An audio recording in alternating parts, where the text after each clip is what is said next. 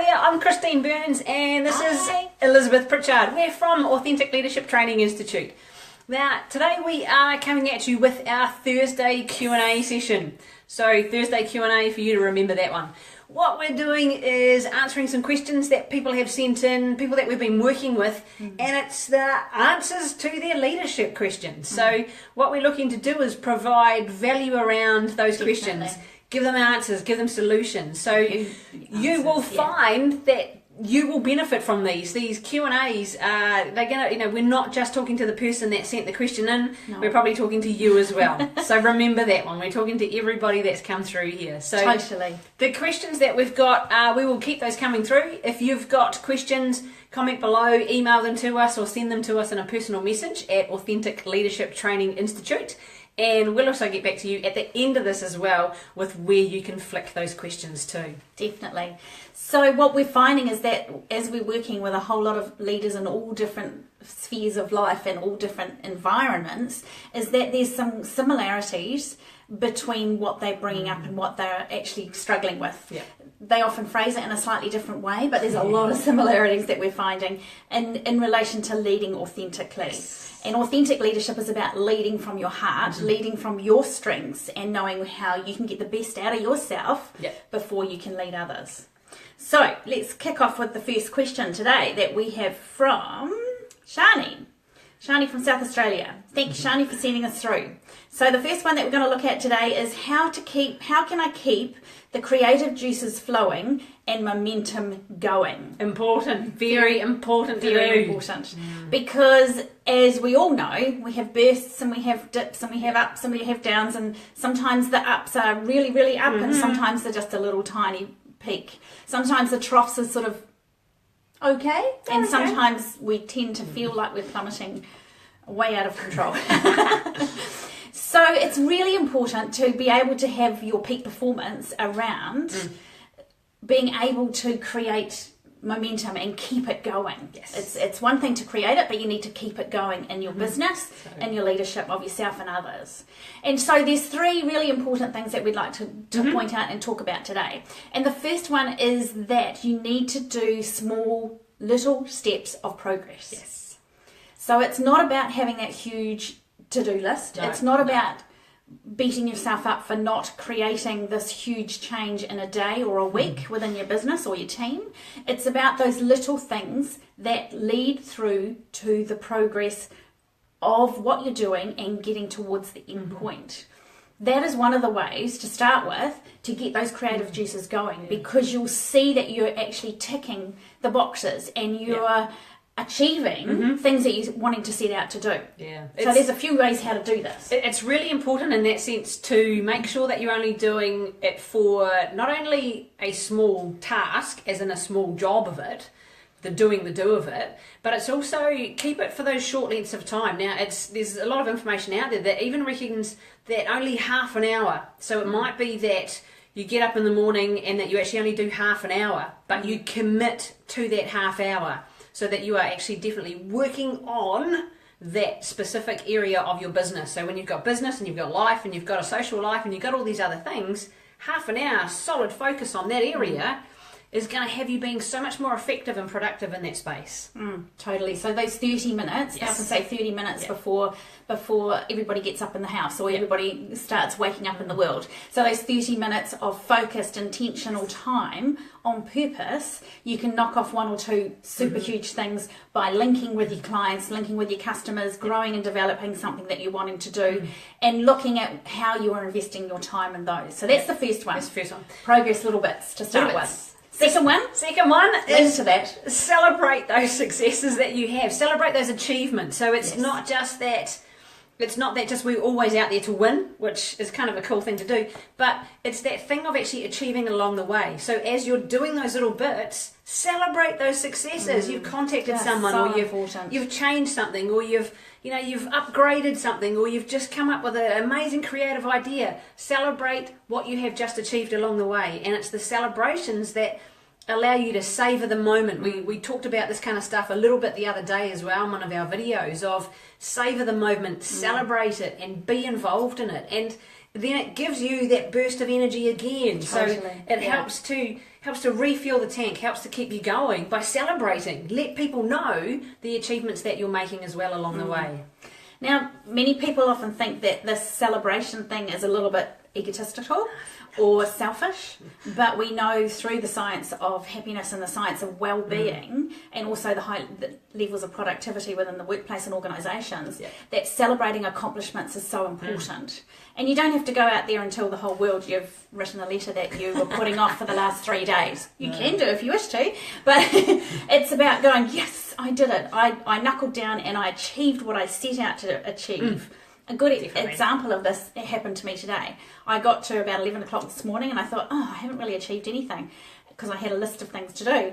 And it was like, hang on a minute, this is what we're looking at. What have I done? And so I went through and I ticked off, I've done this, I've done this, I've done this, I've been creative here, and I've done this. Yeah. And it was like, yes, that's really cool. Okay. I allow myself some space to go and realise that I had achieved what I wanted to achieve and celebrate that. So that's important. Great. So, and linked to that, to be able to have those small moments of time that you are committing solid focus to the work that you're doing, and then celebrating it, is to be able to do that, we need to create the routines, the habits, and put some structure. So routines, habits, structure is the third one to keeping that creative juice going, keeping the momentum going. Is you've got to put a little bit of habit and a little bit of structure around what you're doing.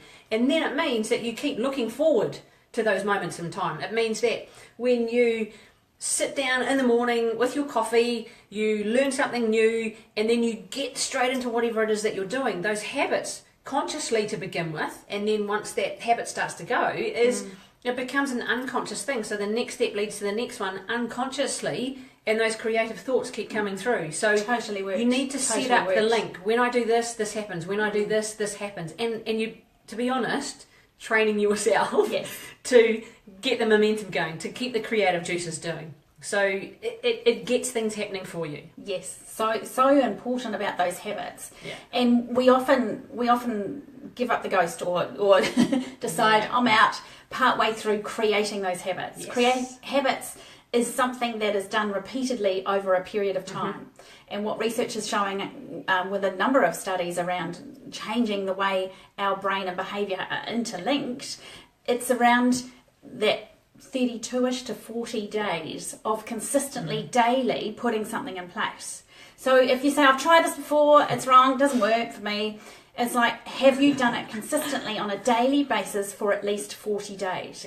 Because you will find that if you do that, really key point, you will find that this will instill that structure and habits, and it will kick things off, like Christine was saying, and you'll start to fly within that. Yeah. Okay, so 3 key points.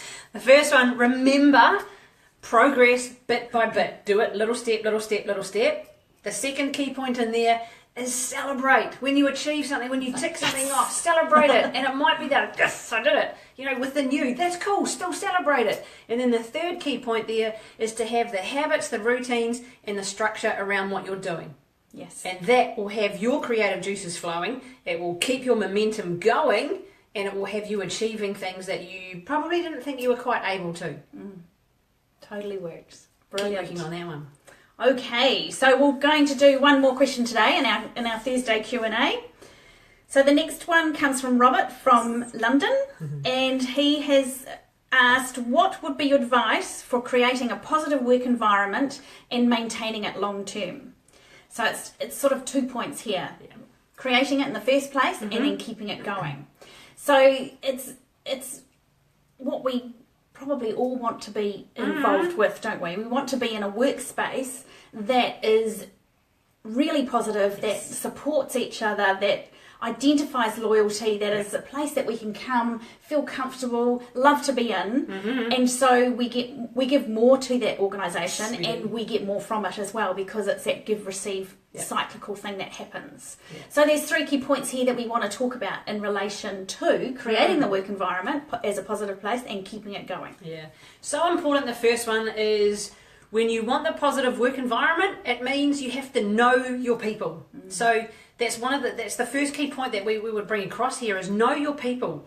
And by that we mean not just know who your employees are and put them in the employee box, but you know them as people, so you know who they are, you know their strengths and some of the areas that need to be worked on or whatever it is.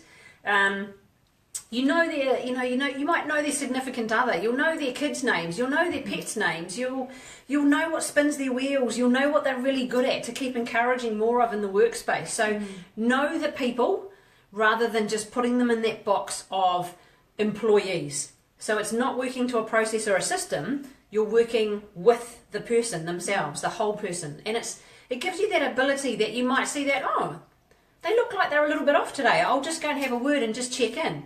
Whereas if you're talking about knowing your employees, that person's not working hard enough, they need to be pushed more. If you know your people, you'll know it's not their normal. That person would want to give you more because they are in that creative workspace, they're in the positive work environment, so they want to be loyal, they want to give you more. So it's about knowing that person and having that kind of connection with them, rather than me boss, you subordinate, or employee, minion, whatever you are. Very different kind of headspace to be in. And linked with that very strongly is, as we teach in Authentic Leadership, is that you need to know yourself first. Because how can you know what other people need or what other people's strengths are if you're a bit woolly around the edges of your own strengths, your own needs, your own abilities, and being aware of how you tick and what you need to be in relation to your positive environment.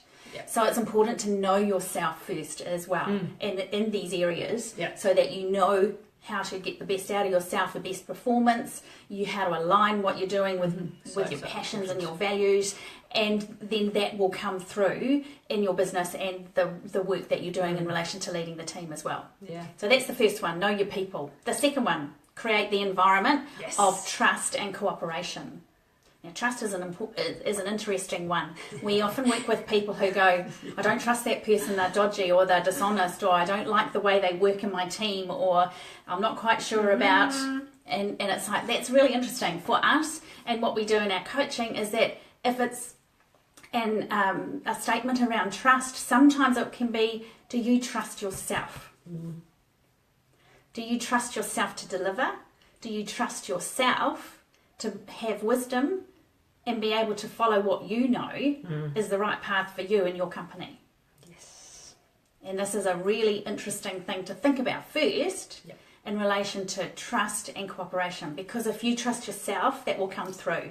If you trust your people that you're working with, that will come through, and it will begin to build this really positive work environment that reciprocates and has this ripple effect through to your clients and customers. And so creating that trust and the cooperation begins to come as well. Yeah, it's remembering too that the trust and cooperation also creates an environment where if I make a mistake, I'm going to own up to it, and I will own up to it very quickly, because it's not actually seen as a mistake. It's like, oh, whoops, or oh, hey, we need to tweak this before this happens, and that person will be likely to identify something that needs to be worked on so much quicker before it gets out of hand. So when we have the trusting connections between people in workspaces, they're going to own up to things a lot quicker. They're actually going to put their heads together and come up with something bigger and better as well. So it keeps that snowball effect going of, I trust that person, so I'll ask them for a hand. I trust that person, so I'll go, oh, hey, I need a hand with this, and I might have just mucked that up too, and how do we fix it? There's no judgment in there. So the trust, the cooperation brings your team together and takes it up. Yes, totally. And the third thing is about promoting authenticity. Because when you know your people and you know yourself first, you have trust of yourself and others, and you've been able to build this energy or this environment of cooperation, then you can begin to totally promote authenticity. Now, authenticity is about being real and honest and genuine, putting yourself out there, and at times when needing to be vulnerable. And vulnerable is not a thing of showing weakness. Vulnerable is a strength. That you can, like Christine was saying, you put yourself out there and go, hey, I've messed up, we need to fix this now, before it has this massive impact on the rest of our colleagues or our clients or the other companies that we're working with.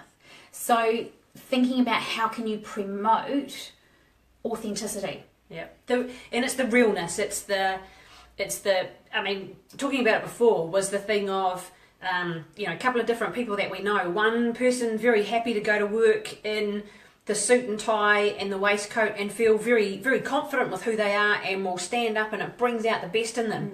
Someone else, if you put them in that situation, they're going to feel all stiff and awkward. They're quite happy to go to work, can both high producers, very good at their jobs, amazing people.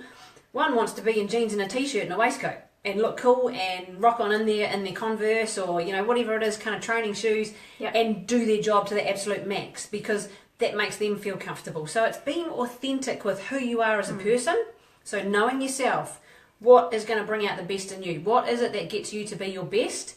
And then working that forward with the people in your environment as well to promote the best to come out in them. Definitely. So know here first before you start getting to know everyone else. Before you get to know the people in your environment, know here first. Definitely. And part of this is about what your values are as well. So what are your values that you're bringing to the organisation and what are the organisational's values? And so if it's your company, then you've created these values. And have you created the ones that you thought you had, or are they actually a bit incongruent with what you were anticipating? Or you actually have created this type of value and atmosphere within what you're doing, whereas you want it to be over here. So you can change that. But the first thing is about being aware of that and knowing what you're bringing to it. Being able to create that environment and then promote that authenticity that aligns everything with your values and your self-awareness and awareness of your others within your team. And the second part, just to touch on very quickly, is to maintain all of this in those ups and downs and, keeping it within that flow, to keep the flow happening, is each of these 3 points are dynamic. They keep changing, they keep evolving, they keep getting bigger, they keep getting better. So it's that thing of, how do I learn more about my people? I need to learn more about myself, so I learn more about my people. What's going to bring out more in my people?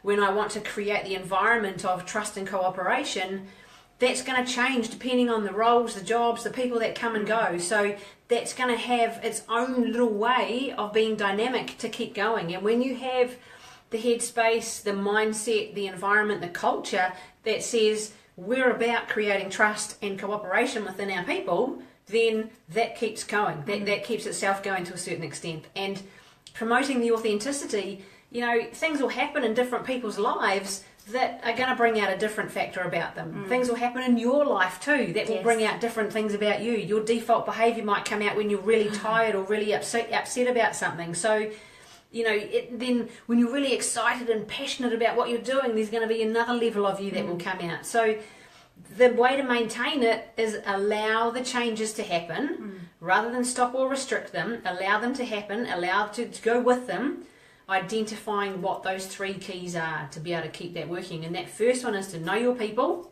Yes. Create the environment of trust and cooperation.